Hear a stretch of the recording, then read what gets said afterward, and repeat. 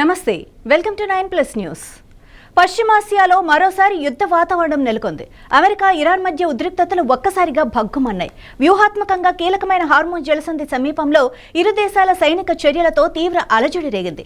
తమ నౌకలే లక్ష్యంగా ఇరాన్ ఆత్మాహుతి డ్రోన్లను ప్రయోగించిందని అమెరికా తీవ్ర ఆరోపణలు చేసింది. దీనికి ప్రతిగా ఇరాన్కు చెందిన కీలక తీర ప్రాంత రాడార్ కేంద్రాలపై వైమానిక దాడులతో విరుచుకుపడింది.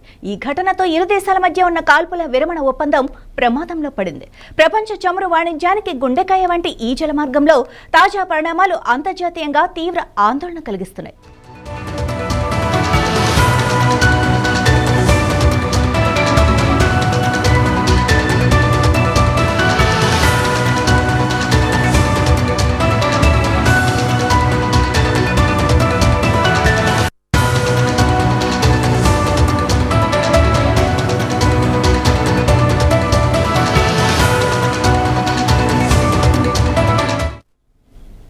ఈ దాడుల ఘటనను అమెరికా సెంట్రల్ కమాండ్ అధికారికంగా ధృవీకరించింది. హార్మూజ్ జలసంధి వైపుగా ఇరాన్ 4 ప్రమాదకరమైన దాడి డ్రోన్లను ప్రయోగించినట్లు సెంట్కామ్ ఒక ప్రకటనలో వెల్లడించింది. ఈ డ్రోన్లు సముద్రంలో ప్రయాణించే వాణిజ్య నౌకలకు తక్షణ ముప్పుగా పరిగణించి అమెరికా దళాలు వాటిని గగనతలంలోనే విజయవంతంగా కూల్చివేశాయి. అనంతరం ప్రతీకార చర్యగా మరిన్ని దాడులను నిరోధించేందుకు ఇరాన్కు చెందిన తీర ప్రాంత పర్యవేక్షణ రాడార్ కేంద్రాలపై వైమానిక దాడులు జరిపినట్లు ప్రకటించింది. ఇరాన్లోని గోరఖ్ ప్రాంతం మరియు కీలకమైన క్వెష్ఫ్ ద్వీపంలోని రాడార్ సైట్లను లక్ష్యంగా చేసుకుని ఈ దాడులు నిర్వహించారు.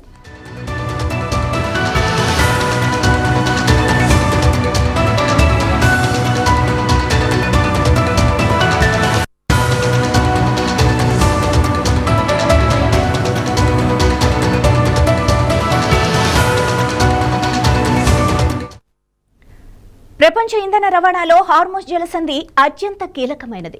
ప్రపంచవ్యాప్తంగా సముద్ర మార్గంలో రవాణా అయ్యే మొత్తం ముడి చమురులో 5వ వంతు ఈ మార్గం గుండానే వెళ్తోంది.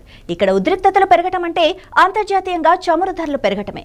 తాజా దాడులతో గల్ఫ్ ప్రాంతంలో మరోసారి అస్థిరత ఏర్పడింది.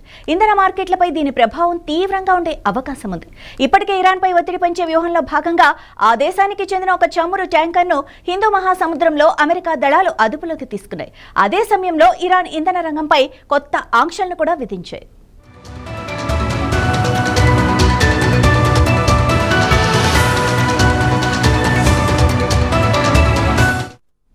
ఈ ఘటనలపై ఇరు దేశాల నుంచి తీవ్ర స్థాయిలో మాటల యుద్ధం నడుస్తోంది. తమ నౌకలపై దాడికి యత్నించినందునే ఆత్మరక్షణ చర్యల్లో భాగంగానే రాడార్ కేంద్రాలను ధ్వంసం చేశామని అమెరికా స్పష్టం చేసింది. తమ బలగాలు పూర్తి అప్రమత్తతతో ఉన్నాయని, ఇరాన్ నుంచి ఎలాంటి దుందుడుకు చర్యలు ఎదురైనా తిప్పికొట్టడానికి సిద్ధంగా ఉన్నాయని సెంట్కామ్ హెచ్చరించింది.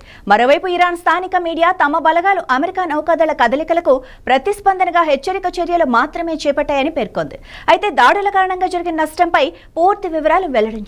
ఈ పరిణామాలు శాంతి చర్చలకు గట్టి ఎదురుదెబ్బగా మారాయి.